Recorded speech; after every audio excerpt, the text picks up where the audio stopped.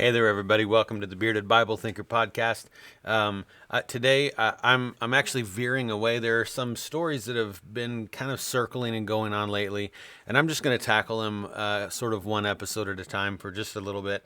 And the first one is the most, I guess, time sensitive, if there's a such thing. And I don't know for anyone who listens to this or watches on YouTube and knows who Voddie Baucham is, or Baucham, depending on who you hear pronounce his name. But anyway, he is a kind of a giant in the Christian world when it comes to preaching, theology, conference preaching, that kind of stuff.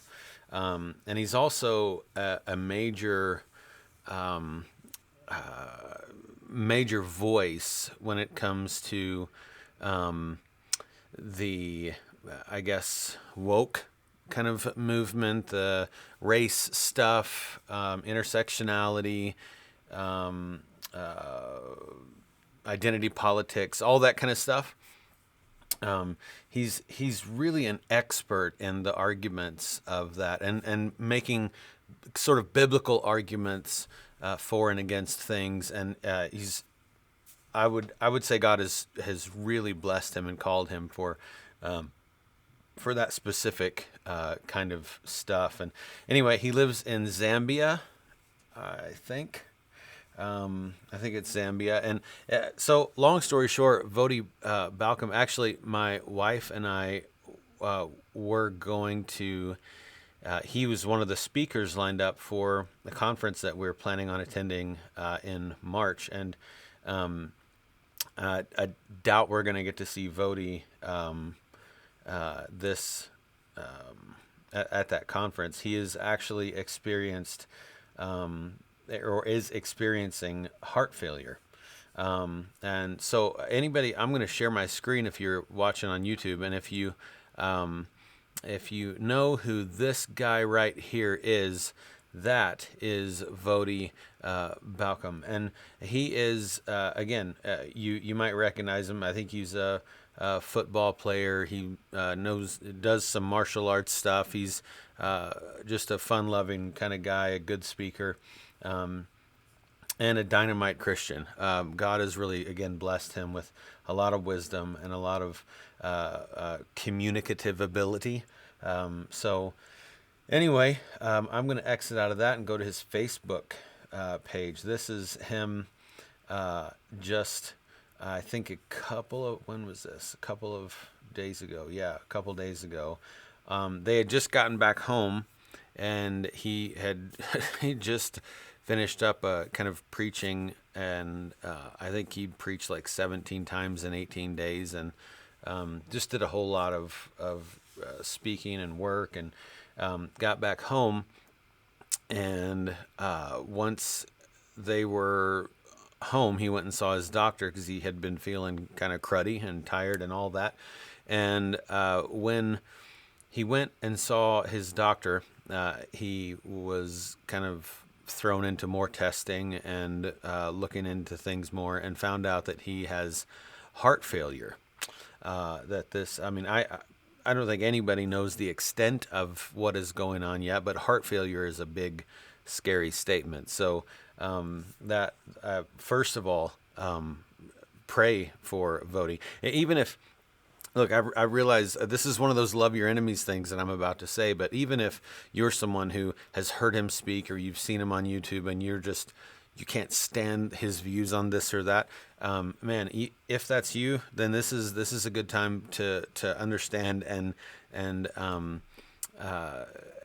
dive into that love your enemies kind of stuff, right? First of all, he's a brother, even if you disagree with him. He's a brother in Christ, and so disagree or not, we're called to love, and so I would just plead with you first, man, just pause this right now, or make time this morning or this afternoon or tonight or whenever you're listening to this.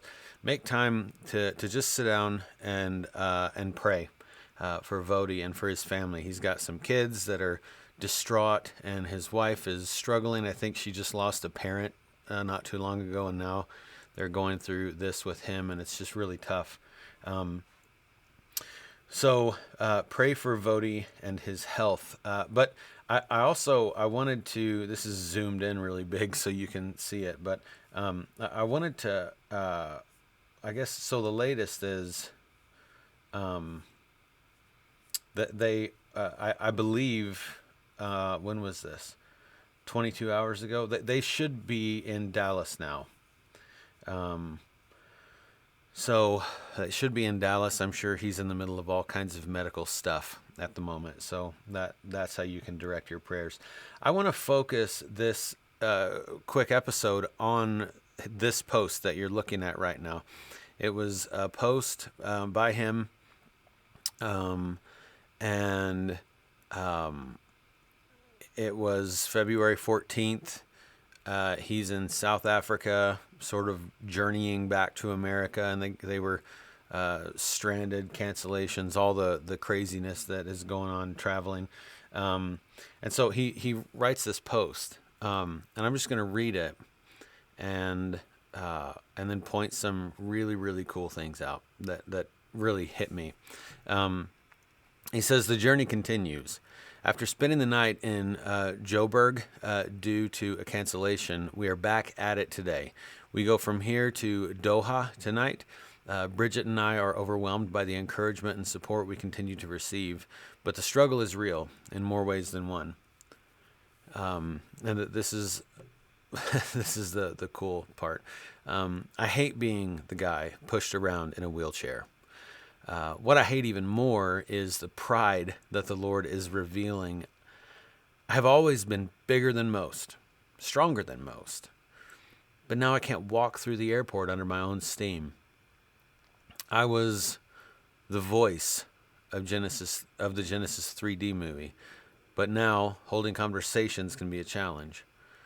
The Lord is reminding me once again, but we have this treasure in jars of clay, to show that the surpassing power belongs to God and not to us. That's in 2 Corinthians 4:7.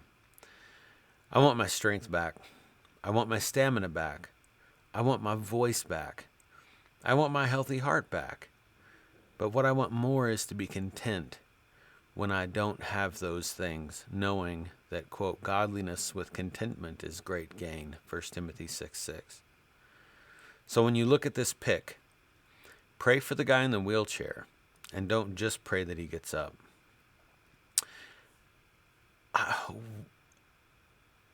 Wow. Voddie Baucham here is, first of all, there are a lot of things that are going on in this post, okay? For someone like him, like if I post something on Facebook, all 48 people that will see it, it's a grand audience. If he posts something on Facebook, I don't think you can look at that on here, but he is, you know what we can do? I think we can see how many followers this page has. I thought.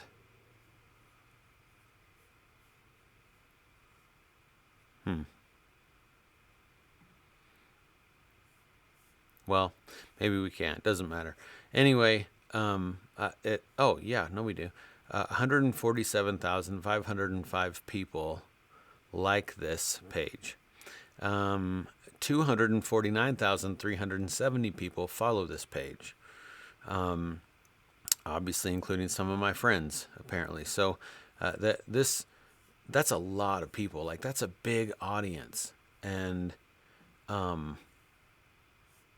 for him, I think how amazing that he writes this post in a time during his life.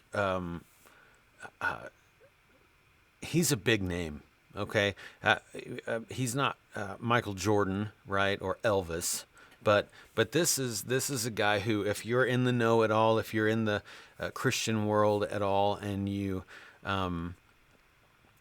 follow half the guys I do, you're gonna run across Voddie.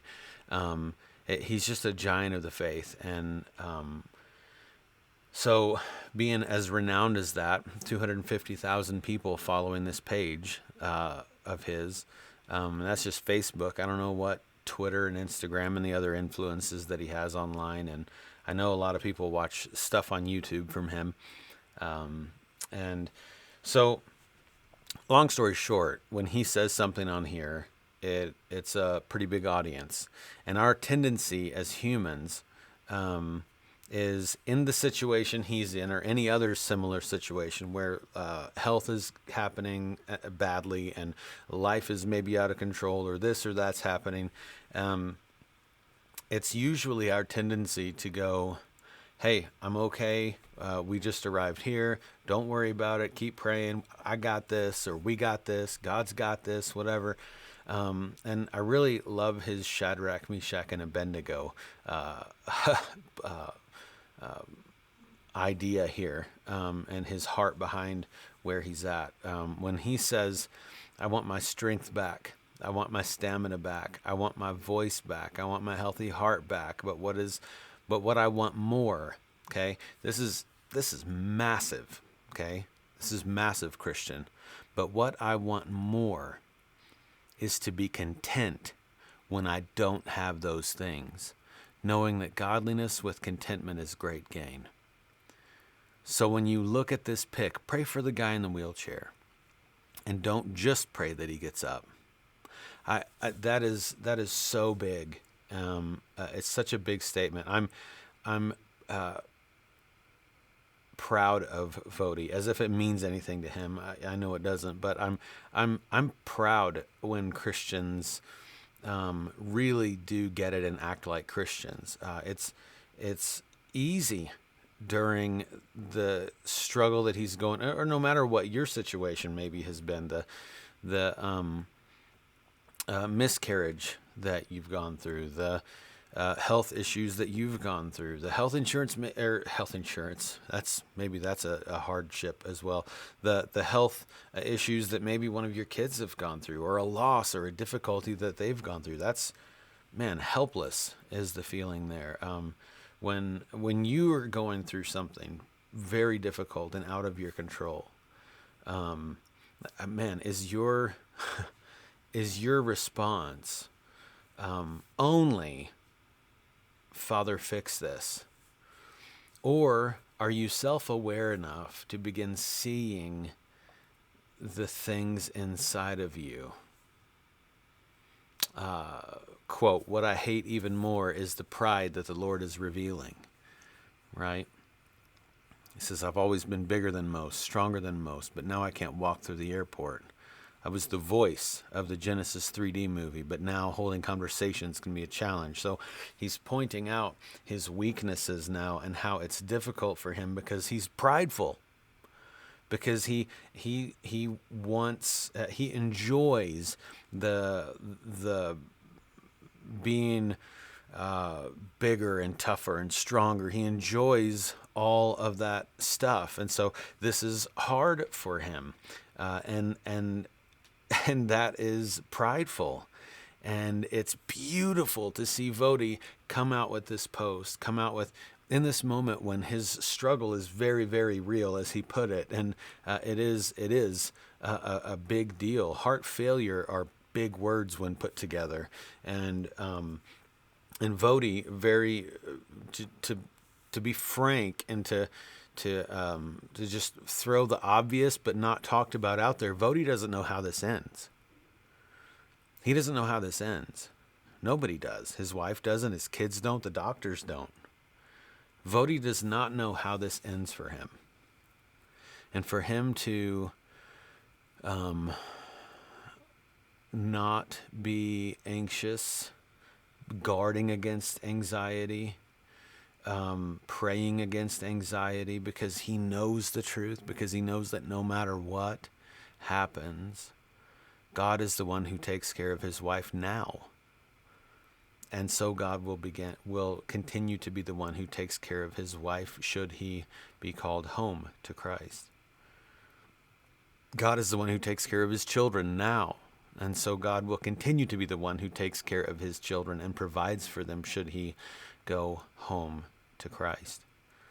and even the fear that would come with losing your life, with feeling the dread of that final heartbeat, and the fear that might come with that. Voddie is sure. He's sure about his faith, and he's positive that well, let me just say this. My wife and I went through a miscarriage some time ago, and I think it was during it's when you handle something like that, not like a champ, not like I got this, it's not a big deal, we're tough, we'll pull together, all the stuff, all the things you're supposed to feel and say and do, right? When that's not what happens, but rather you do acknowledge the pain and the struggle and the hurt, and you do let people know, I'm prideful, I'm noticing my pride, I'm weak, I can't walk through the airport, holding a conversation can be a challenge. I want my strength back. I want my stamina back. I want my voice back. I want my healthy heart back. Like acknowledging your needs, especially publicly, like this guy, right? As publicly as you've been given a venue to give, okay? Acknowledging your needs and your failures and your struggles and your lack of faith, maybe in some times like this. Acknowledging that, and then that being the focus of your longings and prayers is amazing. And it really is the truth of it's the Spirit speaking through you, right? I mean, it's amazing the witness that has, that is so much more powerful than going through life when during the high times, going through life when things are maybe easier, or no one's been sick in a while, the bills are paid, you've got some stuff in savings, your vehicle's running well. It's easy to be a Christian then. Man, it's easy to be like trusting God and, all the stuff. But when you see someone going through heart failure, being a big former football player, martial artist, preaching giant, famous, big beard, when you see this kind of guy being pushed around in a wheelchair in the hospital, still praising God, there's no greater witness. There's no greater witness than that. So I just want to encourage you, Christian, if that's you, if you're going through some really, really tough things, I just want to remind you that people all around you are watching, and now is the time for Christ to shine through you. If you're going through hardship and difficulty, and you still are lifting up your hands and praising the Father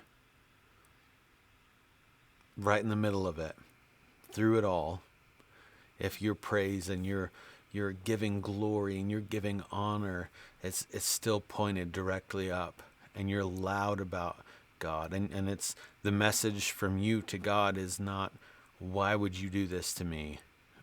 Why are you allowing this evil in my life? But rather, oh God, my Father in heaven, help me with my pride.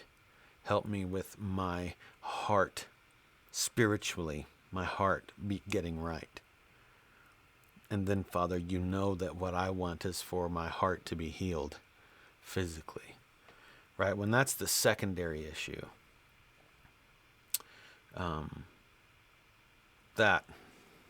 that's what being a Christian is. And that's what it looks like out loud. Think about it.